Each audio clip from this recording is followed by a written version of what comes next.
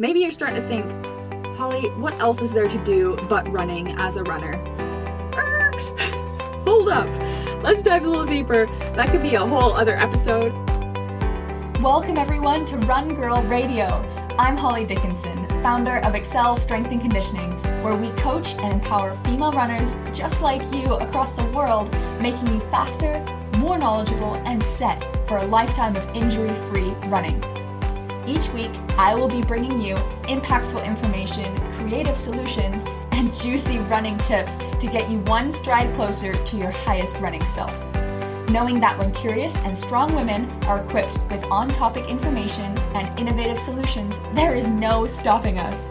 Consider me your personal running coach in your back pocket. So join me and get ready to bust down some barriers, laugh at some running real talk, and get excited and energized as we have some fun finding our way together through this wonderful world of running. Welcome back, ladies. So today we are going to rate ourselves out of 5 on a scale for clarity on each of these 5 pulse checks that we're going to run through. This is going to help you stay injury-free, for one, sane, no one's going to lose their marbles, and on the path for long-term success, okay? I want us all to thrive in this running world that we live in. Are you ready? Let's do this. So the first pulse check of the 5 is a physical check. And I know that may seem very obvious. You might be like, yeah, Holly, I'm good. But let's dive a little deeper into that and peel back some layers. So, is there anywhere today that is a little extra sore? Now, this doesn't have to be a full-blown injury or a diagnosed certain thing that you have going on right now, but how is your body actually doing? Now, I like to tell my clients that during warm-up is normally when we notice these things, when we're paying attention, or we should be paying attention to, what's tight? What needs a little bit more attention or a little bit more waking up before we start this session? Where needs a little bit more love? But let's dive a little deeper into that, because some of us do have existing injuries or compromises, right? We all have lived a full life where we've broken things, sprained things, or as a runner have been trying to treat and move through certain injuries. So what do those injuries need before you do this workout or this run or this stretch session? So a great tool, if you're not working out or running every day or stretching every day and you don't have that warm-up piece to do that physical check, start with doing it daily and think about getting into a practice. Now there's something called body scanning, which is really great for this. And it goes from top to toe. There's guided ones on YouTube, so feel free to go and look it up. But this could really help you with, okay, where is tension in my body? What needs a little bit more stretching, a little bit more recovery, and a little bit more of my attention? Now during the warm-up, I want you to think of 2 different things whilst you're adding in this higher awareness of your body and allowing this feedback between you and your brain, your body and your brain connection to say, hold up a second, we're just tuning in for a minute here and listening to what the radio is saying. So I want you to think left to right. Maybe you have a really tight hip or thigh on one side of the body and your right is not. Now it's time to start focusing, okay, let's warm up the left side of my body a little bit more. Another nice thing to do before your workout is, what is my clarity-driven mantra? To remember to be healthy, stay informed, and cognizant of the feedback from your certain injury, your certain tightness areas, so that you can actually be creating a positive loop feedback to yourself during this workout to be aware and cognizant of it. Now I could do a whole other episode on this, but that's a nice little thing I like to say to add in to your warm-up so that you carry that through the rest of your session.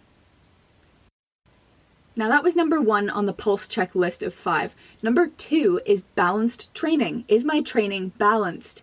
Am I in alignment for a wholesome training plan this week or today or during this exercise session? And is this a good decision for well-rounded training? So lots of questions embedded in that, but let's peel it back. Maybe you're starting to think, Holly, what else is there to do but running as a runner? Erks! Hold up. Let's dive a little deeper. That could be a whole other episode, but just to dip our toe in enough so that you can do this pulse check and be able to analyze yourself. Yes, you have your run days. But regarding your run days, are they undulating?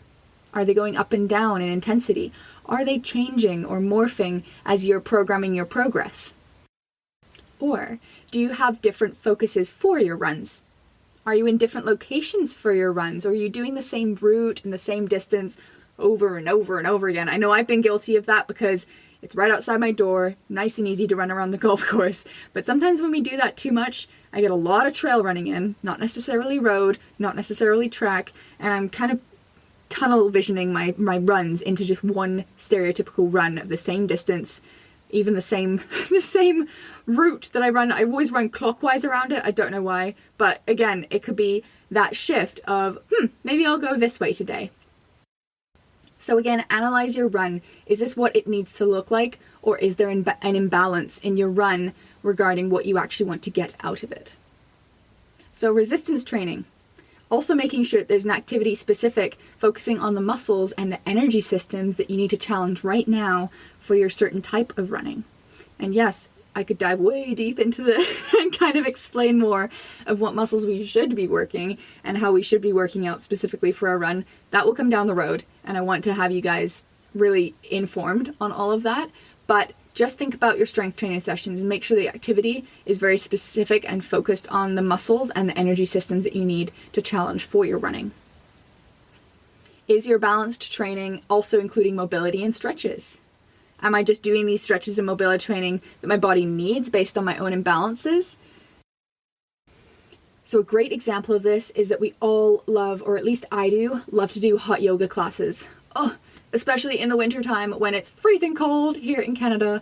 Well, it's actually not. It's probably the most mild part of Canada that I could be in, but I'm a baby and I was born in Jamaica. So, I like to be in a hot room every once in a while when it's freezing cold outside.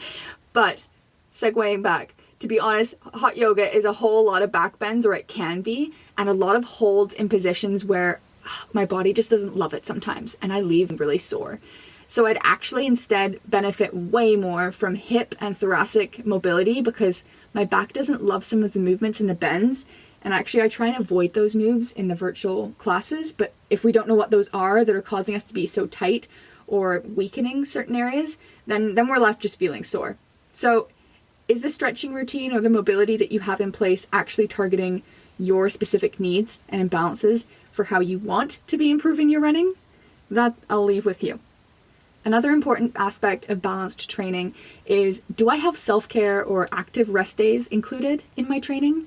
Are they actually written in, or are they just not scheduled, but you kind of know you'll be moving that day? Where the sole focus of that day is actually to really focus and unload and take the angst out of running and the angst out of training that we can sometimes build, or better yet, making daily practices and making time for this decreased expectation. Another one, am I working on my form and running drills? This is important if you're not actually including it maybe in your warm-ups or on specific run days where you're going a little shorter and a little faster in your pace. And then, okay, balanced training, hold up.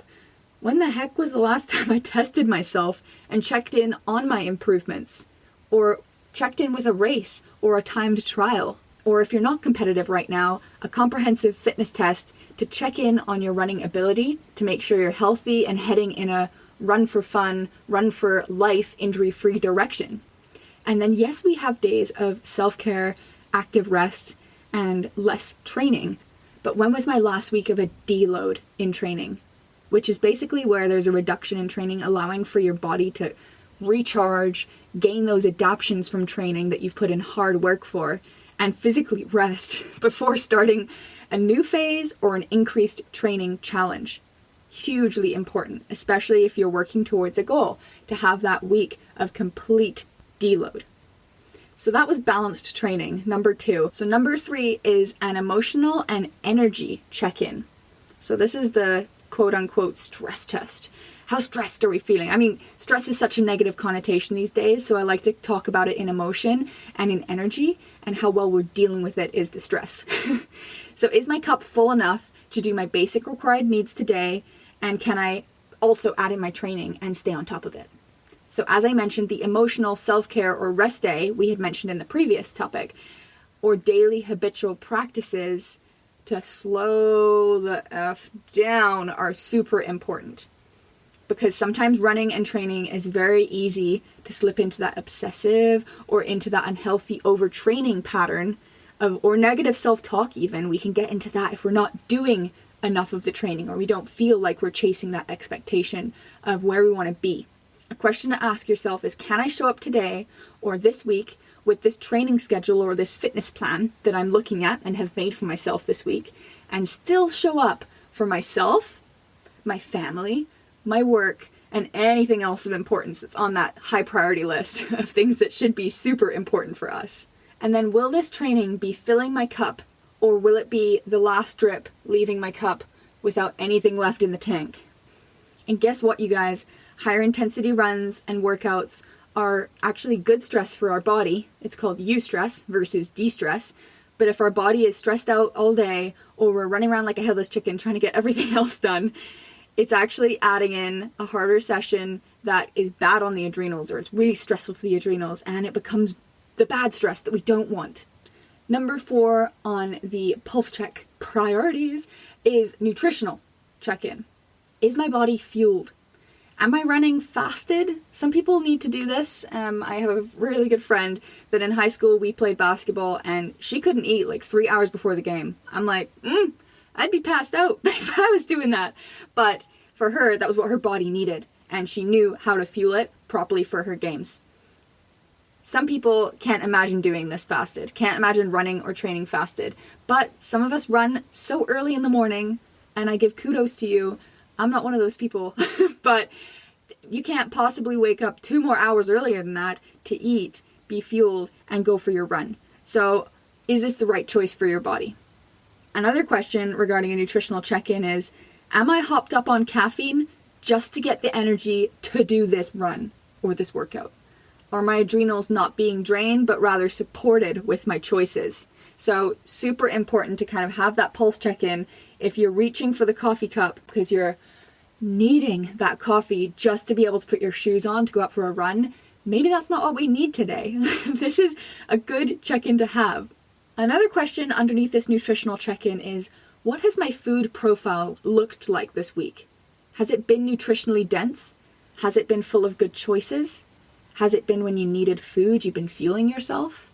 So that's a really great one to kind of take into account and distribute how you need, especially looking and planning into next week.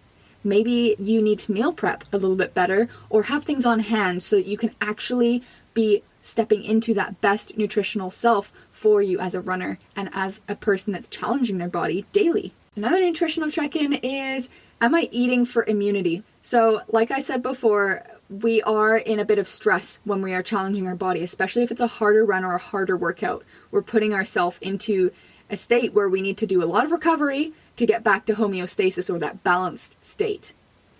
So are we eating so that we are staying healthy on the immunity front? Are we keeping up with our vitamins if we're not getting a fully round diet, or if we know we're deficient in certain things quite often? So often our vitamins stay in the back depths of the cupboard, yes, me included. Sometimes I don't look at them for a week and then I forget they're there. And I haven't taken any vitamins this week. But sometimes we need to put them where we can see them. Or if you like to have structure and have a plan, put them in one of those weekly pill boxes. Put the vitamins that you know you need out into the whole week so that you just have it there for when you're having your morning coffee, or after your breakfast, or for dinner time before you go to bed.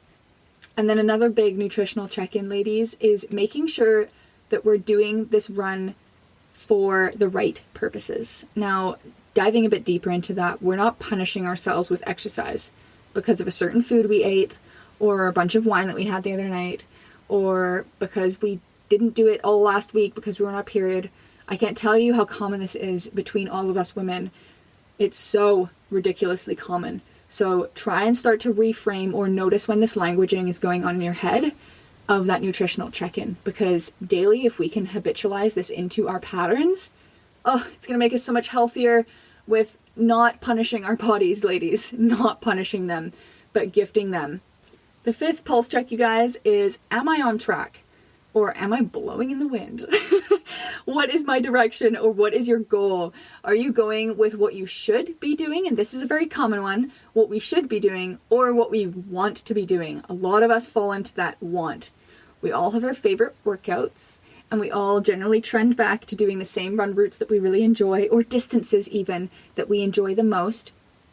And if we don't have a plan giving us some structure and some framework, we end up going back into habits of the same thing over and over again, which isn't necessarily making us stronger or healthier or fitter. So what is your goal right now? Let's get a little clearer on it. We will definitely dive into making smart running goals that will keep you focused and clear together in a few episodes' time. But start to think about it. Do you have a certain running goal or a certain running plan? And is it a little realistic? We'll dive deeper. We'll do that together. But to recap, our new 5 daily pulse checks to do as a runner are physical checks from head to toe, balanced training, making sure across the range of trainings we're doing something that is serving our body, emotional and energy check-ins to make sure that our stress is managed and that we are spreading our energy equally, nutritional check-ins to make sure we're approaching it in the healthiest way regarding our running, and a directional compass to make sure we're not blowing in the wind, but we have a bit of a plan moving forwards. And next week, we'll be going over some unreal ways to turn your next virtual run into the most epic and adrenaline-filled, euphoric, motivating, and exciting event yet, ladies. And I know you're not running with anyone or have a structured route, but stick with me and I'll show you the golden ticket to hyping up your next virtual race. I would love to know your biggest takeaways from today's episode. Please message me on Instagram at Excel Strength Conditioning, or share this episode with a friend that you know will love it. And if you really loved today's episode, please like, share, comment, rate, whatever you feel like you want to do to help us keep giving you women more information free through these podcasts. I can't wait to hear from you all. Till next time, keep running, girl.